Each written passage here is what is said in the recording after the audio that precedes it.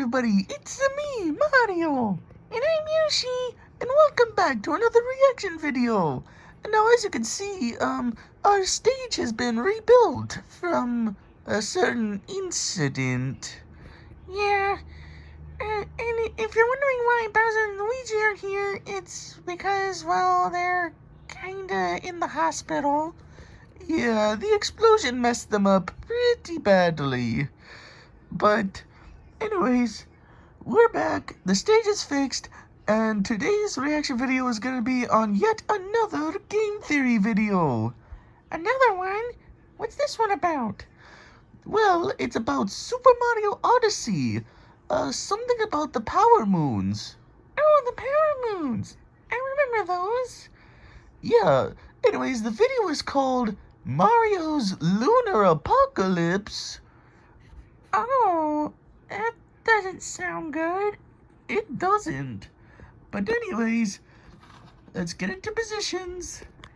Alright, I'm in my position, and I'm in mine. Alright, let's begin in 3, 2, 1. Hi, Lisa Modas. I'm Daniela Garda, and welcome back to my channel. It's been a minute. To share with you guys a healthy... Skip. The best part about Russell Stover's Wait, you sugar-free just skipped. candy, What the no heck? sugar, Oh, what free the taste, heck? guaranteed. Fine. I'll sit through it. You can skip again. Oh, thank God. The easiest way to save money while making purchases on... Oh, crap. Hold on. For some reason, it's not at the beginning. There we go.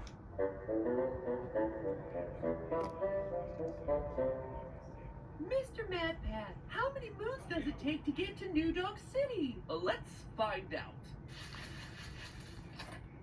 A 1, a 2, I think I remember this commercial. 20 You do? minutes later. I think it's a reference to, 46, Tootsie Pops or something? 47, Oh, the Tootsie Rolls inside of a lollipop. Yeah. 48 sugary moons. Now, if you'll excuse me, I don't feel too well. I'm pretty sure that would happen if you eat too many candies. Probably.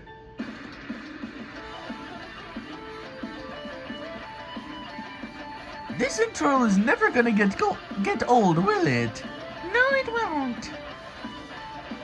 Let's Hello, go. Internet. Welcome to Game Theory, the funky mode to all of gaming's most complicated issues. Today we're going to be strapping in and launching ourselves into Super Mario Odyssey, one of the most satisfying and confusing Mario worlds I've ever had to experience. I mean, you have a kingdom of rainbow forks right next to Nintendo's version of Dark Souls. Then, because of Mario's canon height of 5'1", the people of New Dong City are well over 10 feet tall. But of course, Wario isn't in the game, so I can't prove once and for all that my calculations from 4 years ago weren't as insane as they initially sounded, okay? But you know, arguably the most fascinating part of this game has to do with the very last location you go to. The moon. Not because of the dark side stages or the boss rush, but because I mean, traveling to the moon wasn't really all that exciting to me. It wasn't? Nope. Wait, what? What did he say? That is nothing. This thing right here is a threat scarier than anything Nintendo has Wait, ever what? cooked up. We're talking The like moon is a threat? planet-wide moon-based catastrophe. Why would our moon be a Truly understand threat? why this thing, the moon, is such a menace to Mario in this game. We're gonna have to do some math. So get ready, theorists. Let's crack open some formulas and break out the TI-84s. Yeah, 84s. We gotta bust out the big guns today. Because here we go, off the rails to explore the great wide wacky world of Mario astrophysics. To begin, we need to Why first would establish the how moon large be a Mario threat worlds to our really are and existence? how far these celestial bodies are away from each other. I'm Now, not for sure, this one, but can guys you know continue on already what that you were it's the Mario saying? franchise Alright, calls for measurements how from shifting heights to how widths. being on the Gravity moon Mario wasn't is that fighting exciting. Bowser, so Yeah, much why constantly not? fighting against Well, Minecraft. But Yoshi, determining the size of his you planet should have this known game, this too. I mean, this we've was the straw both that broke the been camel's in back. I Super thought Mario the Galaxy sheer 1 experiment and to develop 2. maps and we've seen pretty much lots of planets and galaxies, so going to the moon doesn't really seem all that exciting. I guess that makes sense. Stages allow you to truly see a whole continent. We attempted Al-Biruni's method, the Iranian scholar who determined the radius of the Earth by observing the heights of mountains, but without being able to reach the point of the horizon, we actually couldn't establish a distance between anything. I fell asleep again. The brochures, the start screen, the opening menu, promotional materials for this damn game, so many different things. But damn it, Nintendo, you always have to make it difficult. So you know what? I gave up. You heard that right. I threw in the towel. To my knowledge, there is no definitive way in this game to prove the actual size of Mario's planet and his moon. And I invite you all to try it. Consider this the Mario Odyssey Challenge. If you figure it out, we can do an episode dedicated to you and your math. And no, let me just nip this one in the bud right now. You can't assume that the hat ship on the overworld map is actual size. That would make the proportions of this globe absolutely absurd. It wouldn't actually match up with what we see in game, where the actual hat ship or Bowser ship are much smaller relative to the actual size of the continent. Just throwing that one out there. Seriously, I feel like I tried everything here. He can't figure out the size of our planet? The theory itself was in the Hooper. Doing this for as long as That's I have, a I know little that there's disappointing. more than one way to skin a Mario. Oh boy, that's a gruesome image. Sorry, that didn't come out right at all. Why would you say that? The Roche limit. A theory concept first proposed Yeah, by that Game Theory really made me strategist uncomfortable. Johnson and John Cena.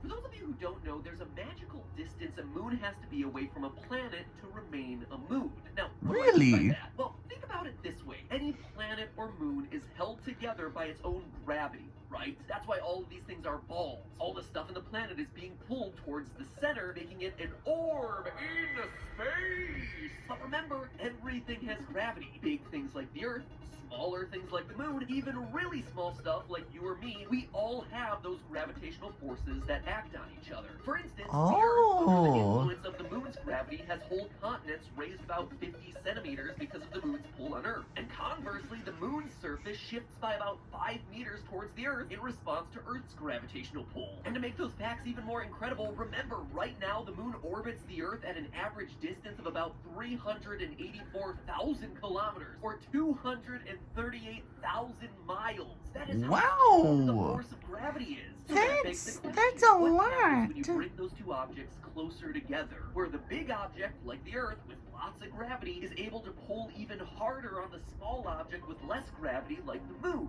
Well, something unexpected, actually. The moon would get ripped to pieces because the Earth's gravity is stronger than the gravitational forces that are holding the moon together. That's You ever wonder not how Saturn good. got its rings? This is believed to be why. A small moonlet happened to orbit too close to Saturn and was pulled apart by gravity, with the pieces now orbiting the planet as rings. And this, loyal theorists, defines the Roche limit. The distance away from a planet an orbiting body needs to be to not be torn apart by the planet's gravity. The Earth's Roche limit is 18,470 kilometers, or about 11,470 miles. That's about 1/20th the distance that the moon orbits at now. So if it ever ventured within that 18,000 kilometer limit, it would be pulled apart and the Earth would suddenly have itself some rings. And that, ladies and gentlemen, is how humanity could finally achieve its final form by blinging out our own planet. We liked it, and so we decided to put some lunar rings on it. Which brings us back to Odyssey. You ever stop to wonder why we're collecting moons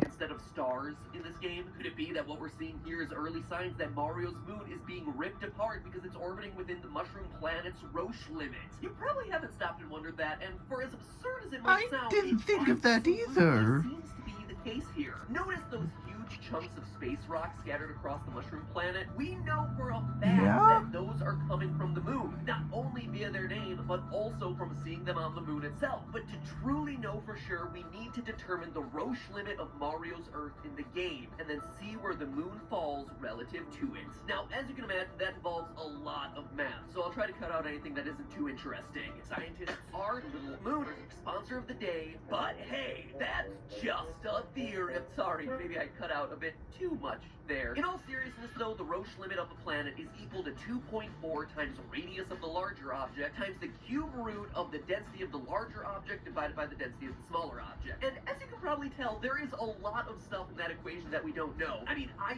just admitted 2 paragraphs ago to not being able to find the size of the planet. So without that, how do we have even a ghost of a chance of figuring out the radius of the planet, let alone the density of the planet? And then we gotta do the same thing with the moon. Well, as it turns out, we don't actually need the exact distances as long as a common unit is used throughout all of these calculations. So stick with me here and let's just base everything off the moon's radius.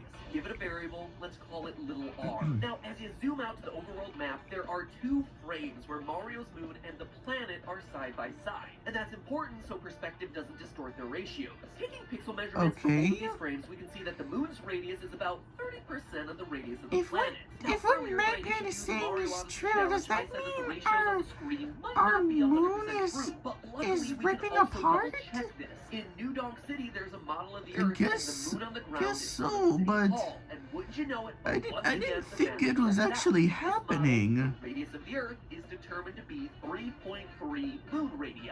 And with that, we can say that the moon radius equals little r, and Mario's planet radius equals 3.3 times little r. Since we're eventually working our way to finding density, the next step is to find the mass of both Mario's Earth and Mario's moon, which again seems like it should be impossible, but luckily we have another secret backdoor here: gravity. You see, when it comes to finding the properties of planets and stars, there are a lot of different formulas that we can use, since, you know, there's no actual way for scientists to weigh a planet without using some form of math. So here we can use gravity to calculate the mass by using the following equation: mass equals acceleration times radius squared over the gravitational constant. That acceleration right there, it's as easy as finding out how fast Mario falls after jumping. First on the Mushroom Planet, and then again on the moon. Something we've done a bunch of times here on the channel, especially back in my episode covering Mario's performance at the Olympics, where we found that the Mushroom Kingdom's gravity is more extreme than Jupiter's. Anyway, for that, all we need is the distance. Seriously? The gravity of our planet is stronger than Jupiter's? And we get,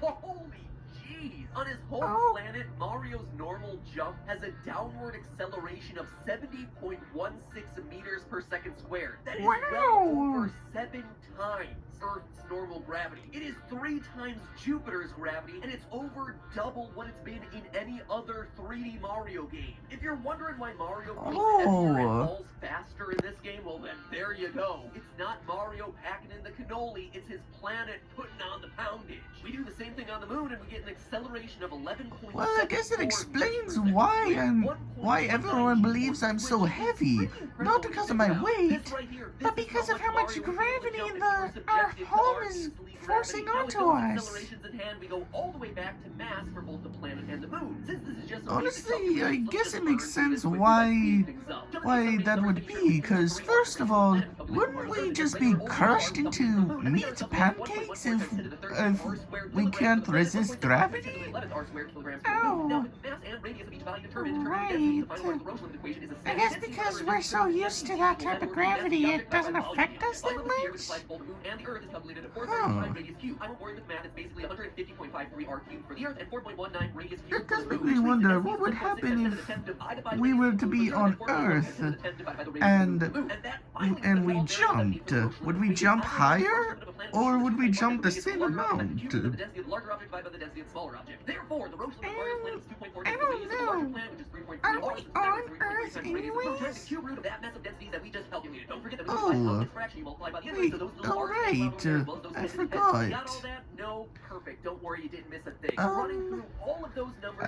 don't really want to test my thoughts, so let's just keep seeing what happens with our moon. We proved that if Mario's moon is within 9.6 moon radii from the center of his Earth, it will be slowly getting torn apart by Earth's gravity, which would give us the reason why we have hundreds of mini-moons and moon rocks all scattered across the surface of Mario's planet. And you know what? That's exactly what's happening here. You know how in the Moon Kingdom there's a spot where you can see the Earth not so far off in the distance? Well, using that vantage point, it seems pretty obvious that the moon is super close to Mario's planet. So we could just assume it's within that Roche limit, but that's not good enough enough for me or the standards that I have for this show. So using that vantage point coupled with the in-game compass, you heard that right, using the in-game compass to measure actual angles, it may seem unbelievable, but it's actually possible to determine the exact distance with trigonometry, chord lengths, and good old SOHCAHTOA. But since this is the sort of math that I personally never wanted to show up in my life again, and I can only assume like